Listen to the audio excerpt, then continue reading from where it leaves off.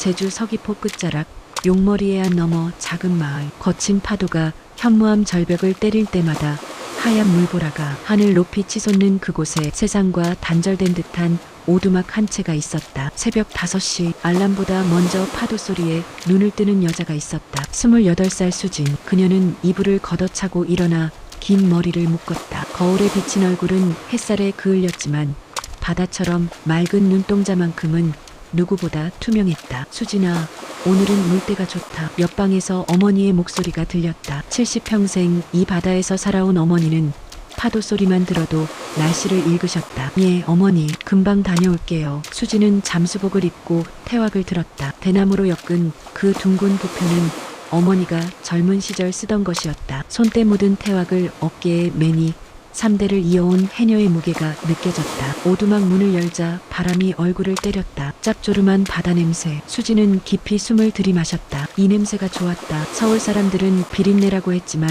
수진에게 이것은 생명의 냄새였다. 바위 틈을 따라 바다로 내려가는 길. 수진의 발은 자연스럽게 안전한 돌을 골라 디뎠다. 20회를 걸어온 길이었다. 8살 때부터 어머니 손을 잡고 이 길을 걸었다. 물에 발을 담그는 순간 차가움이 온몸을 휘감았다. 하지만 수진은 웃으며 물속으로 잠수했다. 이곳이 수진의 세상이었다. 물 아래 펼쳐진 에메랄드빛 바다, 현무암 바위 사이로 숨어있는 전복과 소라, 그리고 끝없이 펼쳐진 수평선. 수진은 이 순간만큼은 세상 누구보다 자유로웠다. 후, 물 위로 고개를 내밀며 내쉬는 숨. 해녀들이 숨비소리라 부르는 그 소리가 고요한 새벽 바다에 울려 퍼졌다. 1시간, 2시간, 태왕망이 전복과 소라로 가득 찼을 때 수지는 해안으로 돌아왔다. 대박이다. 오늘 동료 해녀 오키가 먼저 올라와 있었다. 수진아, 너 요즘 부쩍 예뻐졌다? 무슨 일 있냐? 무슨 소리예요, 언니? 수진이 얼굴을 붉히며 웃었다. 사실 요즘 수진에게는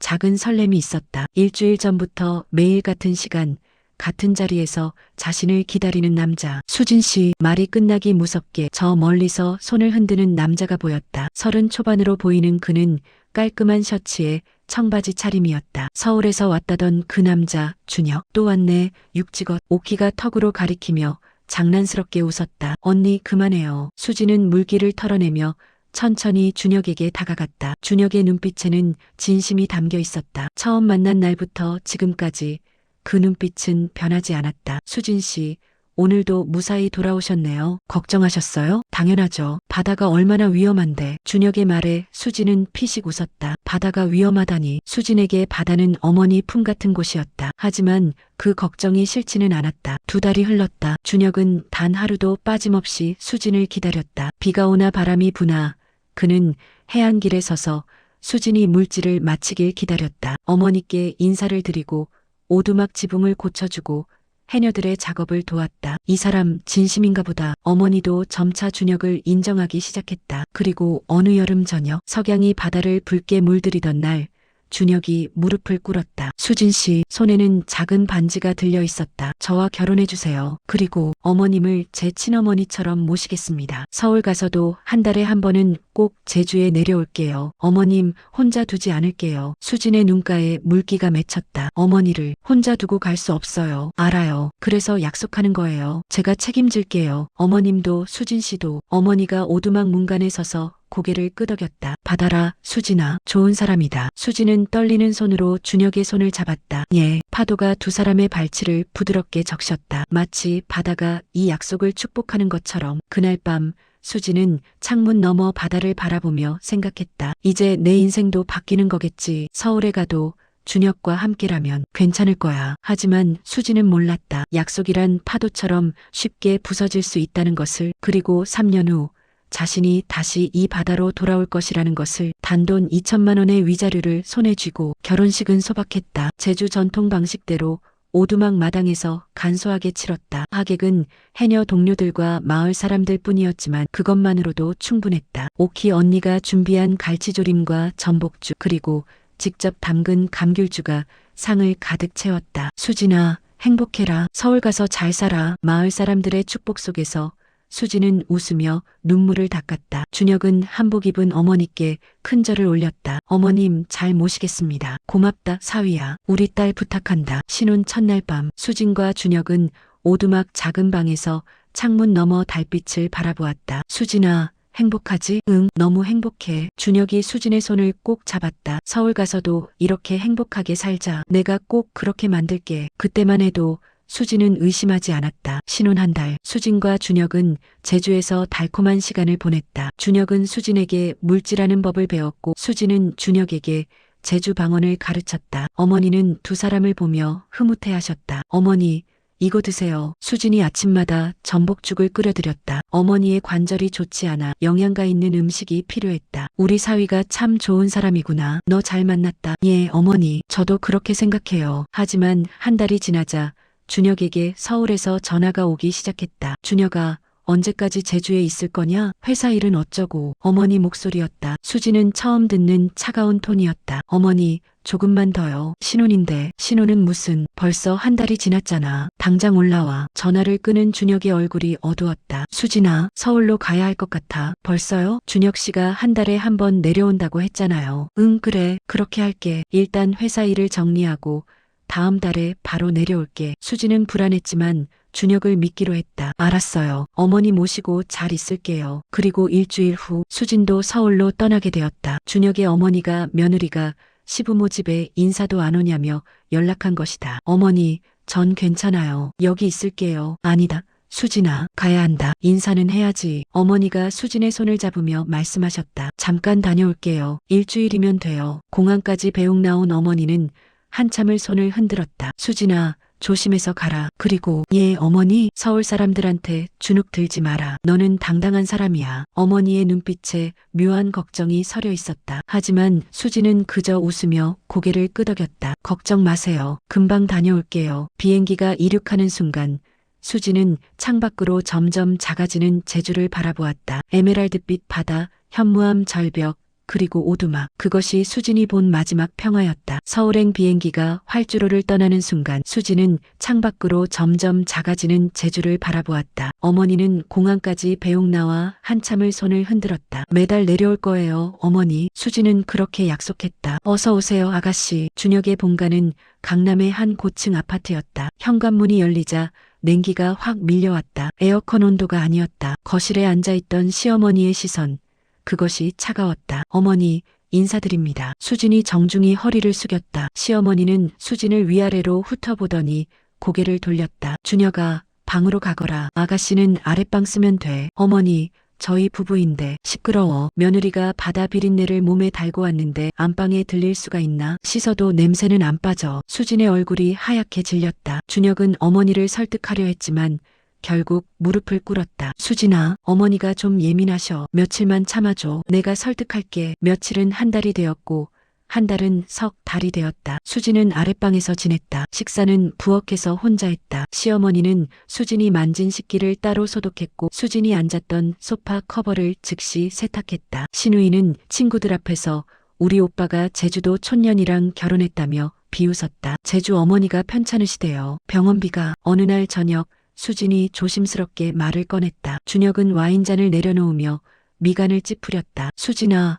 우리도 여유가 없어. 회사 운영비가 빠듯해서. 제주도 의료비는 싸잖아. 하지만 나중에 여유 생기면. 나중은 오지 않았다. 그해 겨울 수진은 준혁의 셔츠에서 낯선 향수 냄새를 맡았다. 주말마다 골프 약속이 잦아졌고 밤 귀가는 늦어졌다. 그리고 어느 날 명품 가방 영수증이 차에서 떨어졌다. 수진의 것이 아닌 이혼하죠.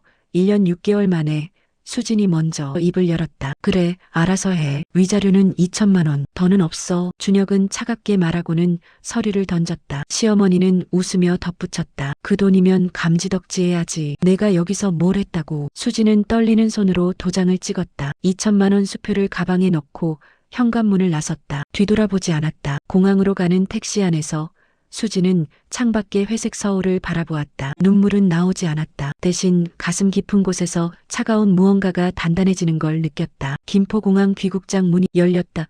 제주공항의 익숙한 공기가 폐를 채웠다. 바다 냄새, 감귤 냄새, 그리고 따뜻한 햇살. 1년 6개월 만이었다. 어머니. 택시에서 내린 수진은 오두막으로 달려갔다. 하지만 문을 여는 순간 그녀는 얼어붙었다. 어머니는 침대에 누워 계셨다. 불과 2년 전만 해도 바다에 나가시던 그 몸이 이불 속에서 작아져 있었다. 머리는 희끗희끗했고 볼은 푹 꺼졌다. 어머니, 왜 말 안 하셨어요? 괜찮다, 아가. 내가 잘 사는 게 더 중요하지. 어머니의 손을 잡은 수진의 눈에서 드디어 눈물이 쏟아졌다. 서울에서는 나오지 않던 눈물이었다. 미안해요, 미안해요, 어머니. 수진은 하염없이 울었다. 어머니는 그런 딸의 머리를 쓰다듬으며 괜찮다고, 이제 왔으니 됐다고 되풀이하셨다. 다음 날 수진은 어머니를 모시고 병원에 갔다. 진단은 당뇨 합병증과 관절염, 정기적인 치료와 약물 복용이 필요했다. 손에 쥔 2천만 원으로는 1년도 버티기 어려울 금액이었다. 수진아,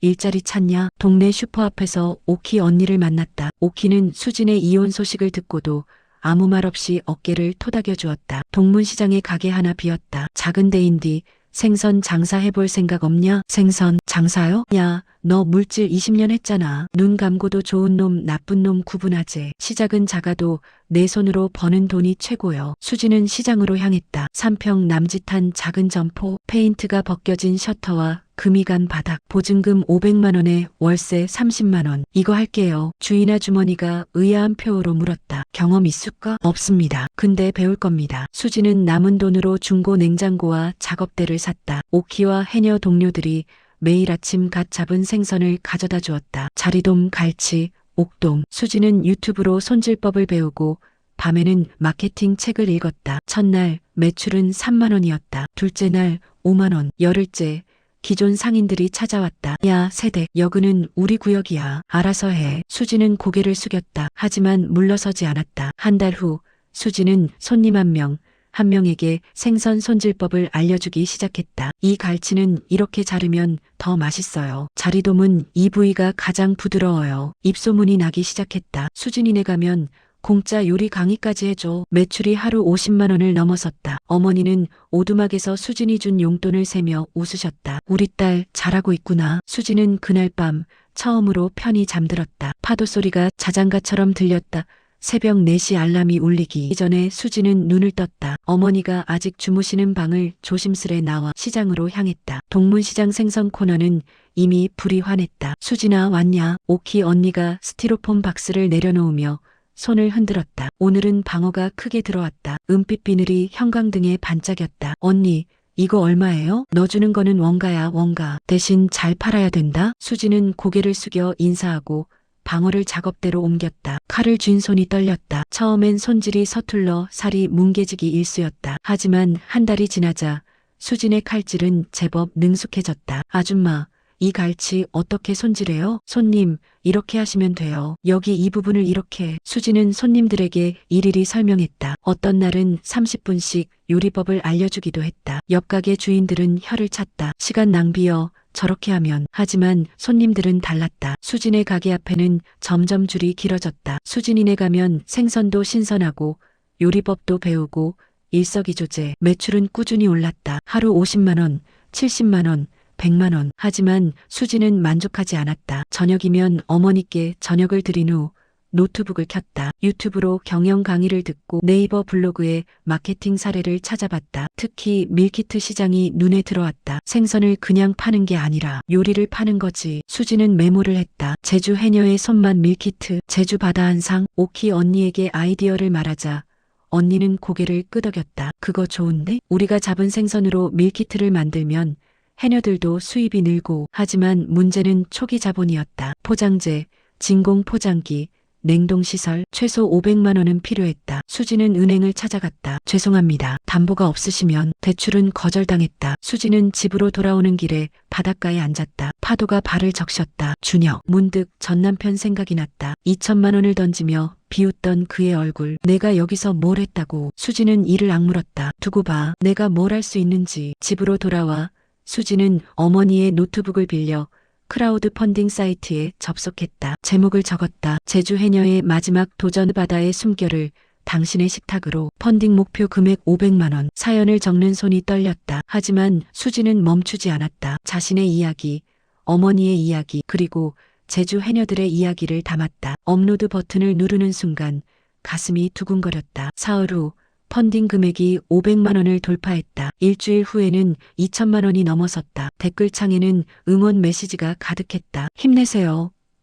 제주 바다 향기 기대됩니다. 해녀 할머니들 응원해요. 수지는 눈물을 닦으며 웃었다. 어머니가 뒤에서 어깨를 토닥였다. 우리 딸, 이제 시작이구나. 펀딩 성공 후 수진의 가게는 하루가 다르게 변했다. 3평짜리 점포는 옆 가게까지 확장되어 6평이 되었고 중고 냉동고 대신 산업용 급속 냉동고가 들어섰다. 수진아, 이거 봐라. 오키 언니가 신문을 들고 뛰어왔다. 제주일보 지역면에 작은 기사가 실렸다. 제주 해녀의 딸 펀딩으로 밀키트 사업 시작. 어머, 언니 사진도 나왔어요. 기사에는 해녀복을 입은 오키 언니와 동료들 사진이 함께 실렸다. 반응은 폭발적이었다. 인스타그램에 해시태그 바다의 숨결 해시태그가 달린 게시물이 하루에 수십 개씩 올라왔다. 수지는 첫 제품을 만들기 시작했다. 제주 갈치조림 밀키트, 신선한 갈치에 제주산 무 양념장, 그리고 손으로 쓴 레시피 카드까지. 어머니, 간 좀 봐주세요. 어머니가 국물을 떠서 맛을 보셨다.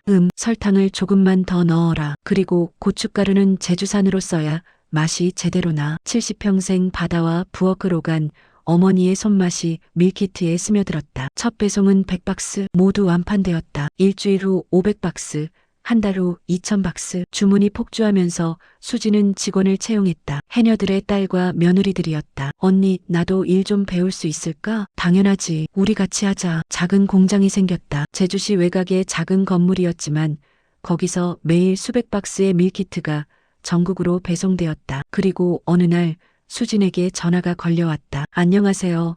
MBC 생활의 달인 제작팀입니다. 방송 출연 제안이었다. 수진은 잠시 망설였다. 하지만 이건 자신만의 이야기가 아니었다. 제주 해녀들, 어머니, 그리고 함께 일하는 언니들의 이야기였다. 좋습니다. 하겠습니다. 방송은 대박이었다. 수진의 이혼 이야기, 어머니와의 재회, 그리고 밀키트 제작 과정이 고스란히 전파를 탔다. 방송 다음 날 홈페이지가 다운되었다. 주문이 한꺼번에 1만 건이 넘게 들어온 것이다. 언니, 이거 어떡해요? 직원들이 패닉 상태였다. 하지만 수지는 침착했다. 할 수 있어. 우리 해녀들 잠수 시간 5분인 거 알지? 숨 참고 집중하면 뭐든 할 수 있어. 하나씩 하자. 밤을 새워 포장했다. 어머니도 나와서 레시피 카드에 도장을 찍으셨다. 오키 언니를 비롯한 해녀들도 물질을 마치고 달려와 도왔다. 우리가 바다에서 목숨 걸고 따온 것들인디 이 정도는 식은 죽먹기제. 3일 만에 1만 박스를 모두 출고했다. 그리고 뉴스에 또 나왔다. 제주 해녀 밀키트 전국을 사로잡다. 수지는 공장 옥상에 올라가 바다를 바라보았다. 저 멀리 파도가 밀려왔다 밀려갔다. 고마워요 바다. 그녀의 눈에는 이제 눈물 대신 단단한 빛이 서려 있었다. 수진 대표님, 롯데호텔 식자재 구매팀에서 미팅 요청이 들어왔습니다. 비서 미영이 태블릿을 건넸다. 수지는 이제 바다의 숨결 대표이사였다. 직원 30명, 연매출 20억 규모의 회사로 성장했다. 일정 잡아줘. 다음 주 화요일 오전으로 서울 소공동 롯데호텔. 수지는 2년 만에 서울 땅을 밟았다. 하지만 이번에는 달랐다. 명품 가방을 든 며느리가 아닌 서류 가방을 든 사업가로. 수진 대표님, 이쪽입니다. VIP 미팅룸으로 안내되었다. 수진이 들어서자 롯데호텔 구매팀장이 반갑게 악수를 청했다. 소문은 많이 들었습니다. 직접 뵙게 되어 영광입니다. 감사합니다. 수진이 프레젠테이션을 시작하려는 순간 문이 열렸다. 죄송합니다. 늦었습니다. 수진의 손이 멈췄다. 준혁이었다. 더 늙어 보였다. 눈가에 주름이 깊었고 어깨는 축 처져 있었다. 값비싼 정장이었지만 2년 전에 그 자신감은 온데간데 없었다. 준혁도 수진을 알아보았다. 그의 얼굴이 하얗게 질렸다. 혹시 두 분이? 구매팀장이 눈치를 챘다. 수진이 먼저 말했다. 예, 아는 사이입니다. 하지만 비즈니스에는 지장 없습니다. 계속 진행하시죠. 수진의 목소리는 차분했다. 떨림이 없었다. 프레젠테이션이 진행되었다. 수진의 발표는 완벽했다. 제품 경쟁력, 공급 안정성, 가격 경쟁력, 모든 면에서 압도적이었다. 반면 준혁의 차례가 왔을 때 그는 버벅거렸다. 저희 납품 단가를 좀 더 낮춰볼 수 있을 것 같습니다. 준혁 대표님, 지난번에도 같은 말씀하셨잖아요. 실행이 안 되면 말이 무슨 소용입니까? 구매팀장의 목소리가 차가웠다. 수진은 그 광경을 조용히 지켜보았다. 미팅이 끝나고 구매팀장이 수진에게 말했다. 수진 대표님, 계약서 검토 후 연락드리겠습니다. 아마 좋은 소식일 겁니다. 감사합니다. 엘리베이터 앞에서 준혁이 수진을 불렀다. 수진아, 수진 대표라고 불러주세요. 수진 대표, 잠깐 얘기 좀 할 수 있을까? 수진은 시계를 보았다. 5분, 호텔 로비 라운지에 마주 앉았다. 준혁이 떨리는 목소리로 말했다. 회사가 어렵다. 요즘 경기도 안 좋고 혹시 우리 회사 식자재 좀 거절합니다. 수진의 대답은 단호했다. 수진아,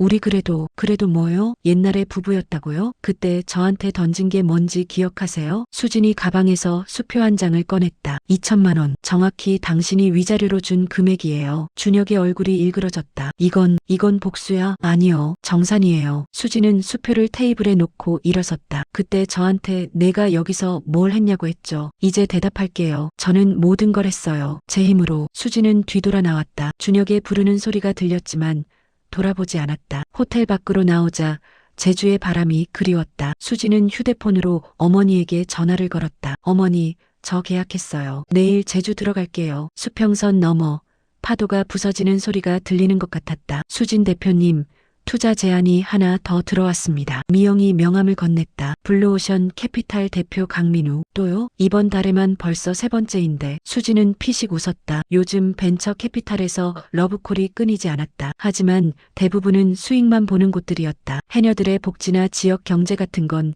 관심도 없었다. 이분은 좀 다르다고 하던데요. 실제로 사회적 기업 여러 곳에 투자했고 수익보다는 임팩트를 중시한대요. 알았어. 일정 잡아줘. 며칠 후 제주공항 근처 카페에서 만남이 잡혔다. 수진이 먼저 도착해 자리에 앉았다. 창밖으로 바다가 보였다. 수진 대표님, 돌아보니 30 중반으로 보이는 남자가 서 있었다. 캐주얼한 셔츠에 청바지, 그리고 따뜻한 미소. 강민우입니다. 만나서 반갑습니다. 악수를 나누며 수진은 이 사람이 다르다는 걸 직감했다. 그의 눈빛에는 돈이 아닌 진심이 보였다. 바다의 숨결 이야기 정말 감동적이었습니다. 사실 저도 제주 출신이에요. 외할머니가 해녀셨거든요.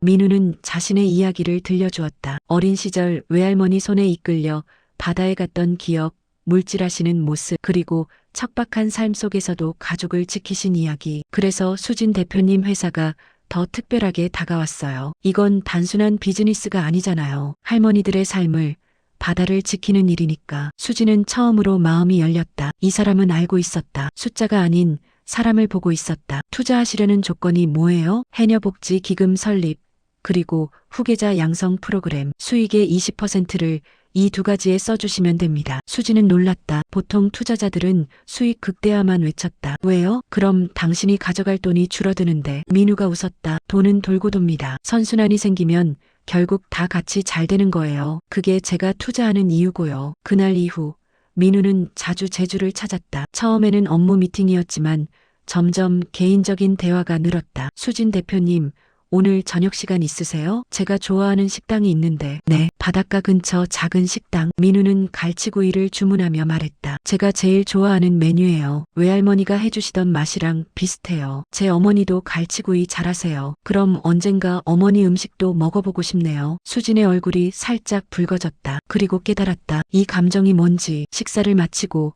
둘은 해변을 걸었다. 달빛이 파도를 은빛으로 물들였다. 수진 대표님, 솔직히 말해도 될까요? 뭐요? 처음 만났을 때부터 좋았어요. 사업가로서가 아니라 사람으로서. 수진의 심장이 뛰었다. 오랜만에 느끼는 설렘이었다. 저는 아직 준비가 안 된 것 같아요. 알아요. 상처받으셨으니까. 하지만 전 기다릴 수 있어요. 당신이 다시 숨 쉴 수 있을 때까지. 민우가 수진의 손을 잡았다. 따뜻했다. 당신은 더 이상 숨을 참지 않아도 돼요. 이제는 자유롭게 숨 쉬어도 됩니다. 수진의 눈에 눈물이 맺혔다. 하지만 이번엔 슬픔이 아니었다. 파도가 두 사람의 발을 적셨다. 마치 축복하듯이. 어머니, 여권 챙기셨어요? 수진이 가방을 확인하며 물었다. 어머니는 새로 맞춘 한복 저고리를 입고 계셨다. 칠순이 넘은 나이지만 눈빛만큼은 소녀처럼 반짝였다. 챙겼다, 아가. 그런디 비행기가 무섭지 않겠냐? 괜찮아요. 제가 옆에 있잖아요. 인천공항 출국장 앞에서 민우와 오키 언니가 배웅 나왔다. 수진아,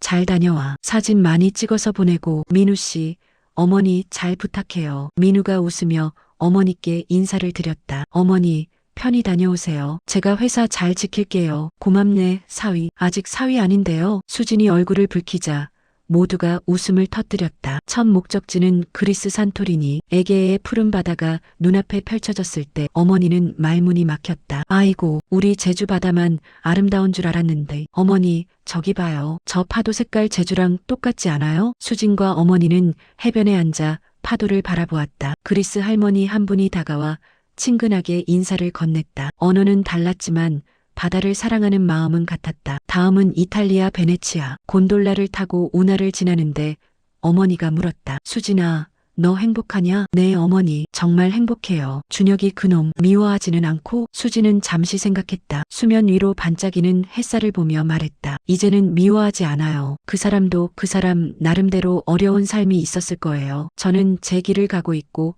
그걸로 충분해요. 어머니가 딸의 손을 꼭 잡았다. 다 큰 것 같으네. 우리 딸. 마지막 일정은 지중해 크루즈. 갑판에서 수평선을 바라보는데 민우에게서 영상통화가 걸려왔다. 수진 씨, 잘 지내고 있어요? 응, 너무 좋아. 어머니도 정말 행복해하셔. 다행이네요. 그런데 돌아오면 할 얘기가 있어요. 무슨 얘기? 민우가 장난스럽게 웃었다. 비밀. 돌아와서 말할게요. 크루즈 마지막 밤. 수진은 혼자 갑판에 나왔다. 달빛이 지중해를 밝혔다. 파도는 경계가 없구나. 제주바다도 에게에도 지중해도 모두 연결되어 있었다. 국경도 언어도 상처도 파도 앞에서는 의미가 없었다. 수지는 휴대폰을 꺼내 준혁의 번호를 찾았다. 그리고 메시지를 보냈다. 잘 지내세요. 행복하시길. 그리고 번호를 삭제했다. 이제 정말 끝이었다. 미움도 원망도 그 모든 것이 파도에 씻겨 내려갔다. 한 달 후 제주공항. 민우가 꽃다발을 들고 기다리고 있었다. 수진이 나타나자 그는 무릎을 꿇었다. 수진 씨,